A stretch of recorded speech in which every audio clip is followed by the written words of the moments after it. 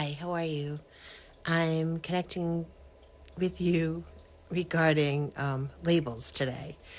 My guides and I have been having a discussion about them, and labels are something that has been a major part of my career as a special educator, administrator.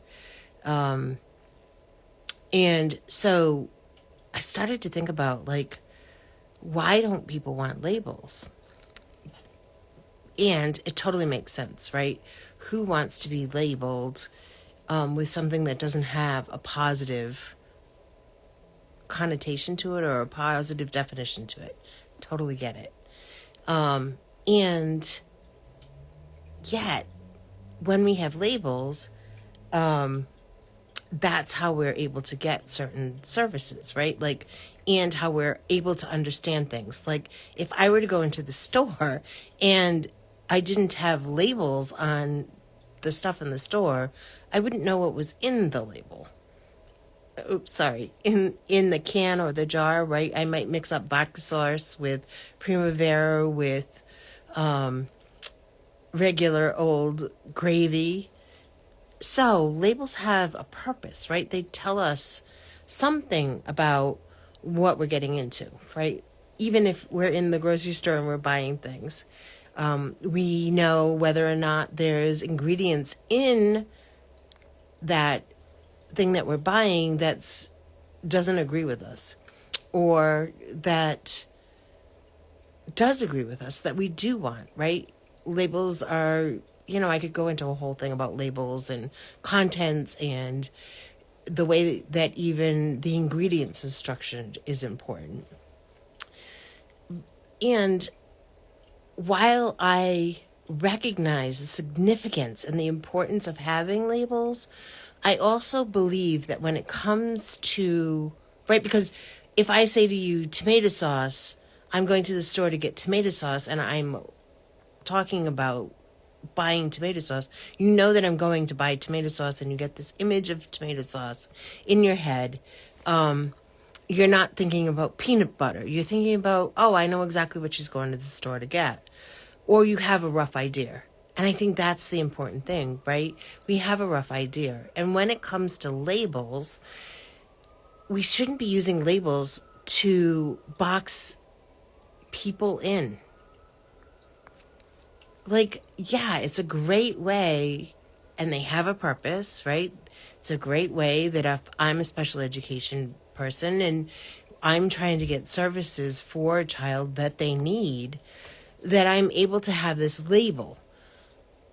And I've never met a child that is strictly one thing, and that child having that label, oh, I don't know, let's talk about ADHD, is the same as another child who has ADHD or a person that has ADHD.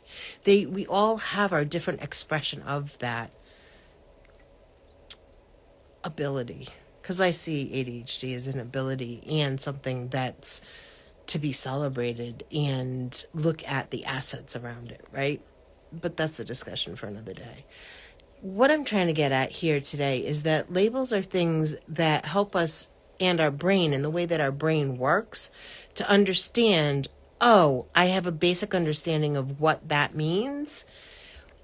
As long as we don't then build like a structure around it so that the person has to be only that. I guess I kind of go through that with my business. A lot of people think, oh, she's a teacher, so she must work with kids.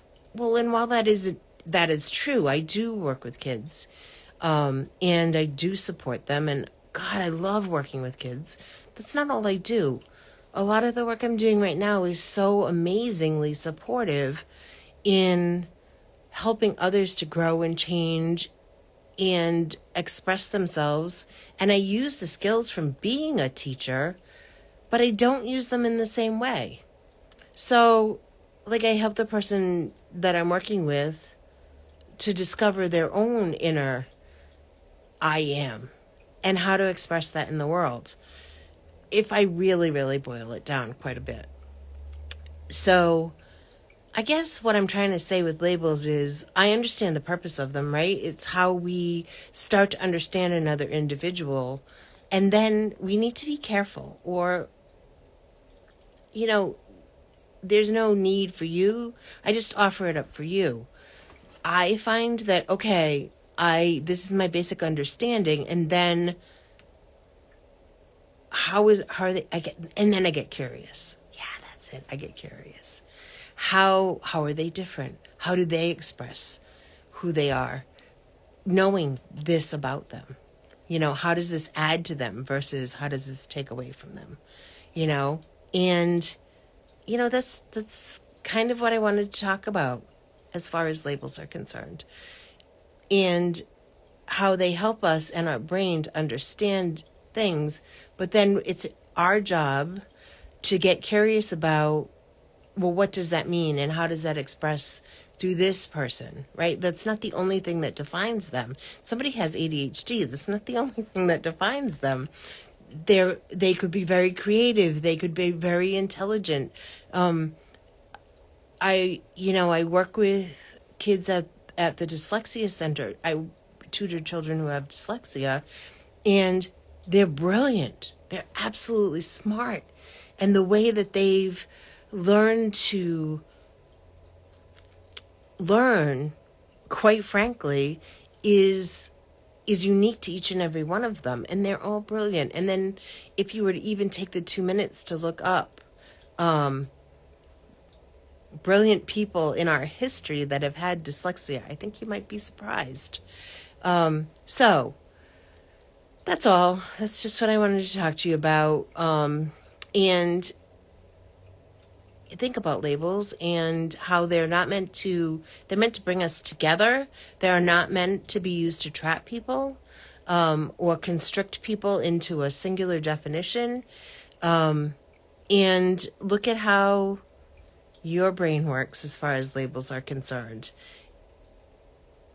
And get curious about how you can use them to your advantage and challenge the definition around what a label is, so that it's not holding you back from learning about others and what wonderful experiences they have to share with you.